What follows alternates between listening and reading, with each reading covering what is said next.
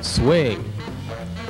This particular music and dance culture that started during the World War II era has been enjoying a resurgence into the mainstream. While swing music hasn't reached the apex of its popularity, it's showing up more on MTV with bands like the Brian Setzer Orchestra and Royal Crown Revue presenting their brand of neo-swing boogie. And most recently in the Gap commercial featuring the crowd of swingers jumping, jiving, and wailing in their khaki pants. With this commercialization of the genre, is swing in danger of becoming just another blip on the screen of 90s music like ska and grunge before them? Or does swing have enough staying power to become a major force in music for years to come? I asked these swing fans about swing culture, their thoughts about the commercialization of it, and their stance on where they think it's headed. How familiar are you with swing culture? Well, let me see. I know it comes from the 1930s, 1940s. I know that it was just a lot of fun. In Germany, the swing music was banned, and that's where the movie Swing Kids came from, where there was a group of kids that rebelled and kept dancing to the music, and they had underground dance clubs. Swing culture itself, if you listen to the lyrics in swing culture, there's no introspective lyrics. They're all about being happy. Most of them, anyway, are about being happy because it was a diversion for the culture at the time who were suffering through World War II to have some fun. Go out and dance. It's a recreation of the 30s and 40s style dance known as Lindy Hop. That's a big form out there on the scene right now. Right now it's kind of a hybrid between the new and the old. You've got new styles getting mixed in with old fashions.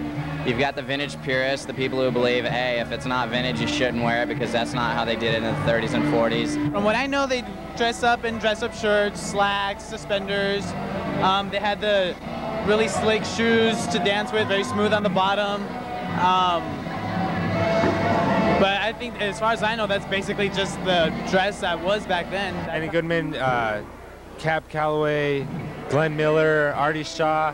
Those are all the older guys that first started in the 30s, where they first came out with the swing. I think Benny Goodman was the first to come out with it, and it started to grow. And it started, as it moved along, it went from different styles, from Savoy to smooth to the Dean Collins style, and now it's progressed, and now they have new groups like Big Bad Voodoo Daddy, and it's starting to take on a whole new meaning. What do you think about modern swing today? Do you think it's getting too commercial? Too commercial? Absolutely not. Bring it on, keep it going. That's the way I look at it. Too commercial can be good, it can be bad. Whether I think it is or not, I don't think it's gone too commercial yet because we don't have swing action figures, we don't have any of that. I think the exposure it's getting right now is actually pretty good. They're getting the clothes back, the music is back. Clubs that, as far as I knew, would never play swing music are having swing music played, and it's just becoming another one of those things that people are getting into. Really? It doesn't bug me. Because it was commercial to begin with, whereas the other grunge and ska was a counterculture. Swing is a mainstream cultural phenomenon that started with 4 generations past. It was already something that was accepted. Ska and grunge come from a counterculture standpoint. Both were brought up through counterculture, where swing was presented to the masses in its original inception. Where do you think swing culture is headed? Everything that I've seen and everyone that I've talked to says that swing has a shelf life of about 2 years, and I would probably tend to agree with that. You're going to have everybody who jumps on the swing bandwagon for a while, and then once they're done or they've figured out, all right, this isn't for me, and something else comes along, then of course they're going to jump on that bandwagon. So you're always going to have that core following, and then it's going to fall out, you know, and the core following will stay with it, and everybody else will jump on the next big thing. I think it's like any new thing that comes out, it's gonna get that publicity, and then it's gonna be really big for a while. Just like line dancing was really big a couple years ago, and it got all the popularity. The country music got really popular, ska got popular. Now swing's coming back, so you can expect for like another year it'll be popular, and then it'll go back underground. Bottom line, swing will probably fade back into obscurity like ska and grunge before them, But that hardly seems to matter to these people.